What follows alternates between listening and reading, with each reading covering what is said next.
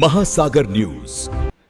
प्रत्येक निवडणुकीमध्ये प्रत्येक पक्षाकडे थोडंफार उमेदवारी कोणाला द्यायची या संदर्भामध्ये पक्ष पातळीवर वरिष्ठांकडून निर्णय घेतला जातो आणि जो निर्णय एकदा झाला त्या उमेदवाराला निवडून आणण्यासाठी सर्व लोक प्रयत्न करतात आणि महाराष्ट्रामध्ये महायुतीतून पूर्णचे पूर्ण उमेदवार निवडून येतील.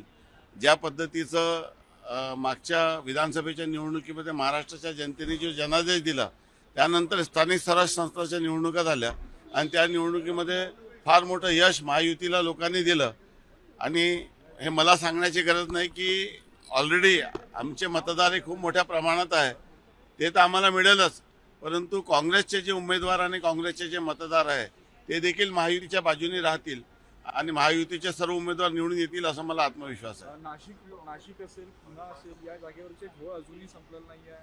दोन उमेदवारी अर्ज दाखल केलेला आहे. याला कसं हे आजपर्यंतच्या प्रत्येक निवडणुकीमध्ये अशा पद्धतीच्या घटना होत असतात. प्रत्येक व्यक्ती आपला क्लेम आहे अशा पद्धतीची त्याची धारणा असते, तो फॉर्म भरतो, परंतु नंतर पक्षश्रेष्ठीवर वरिष्ठांकडून सूचना आल्यानंतर ते विड्रॉल केल्या जातात.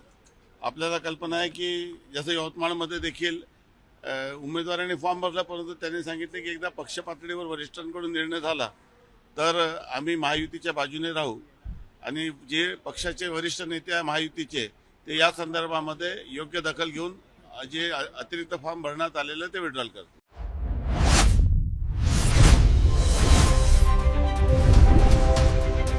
महासागर न्यूज.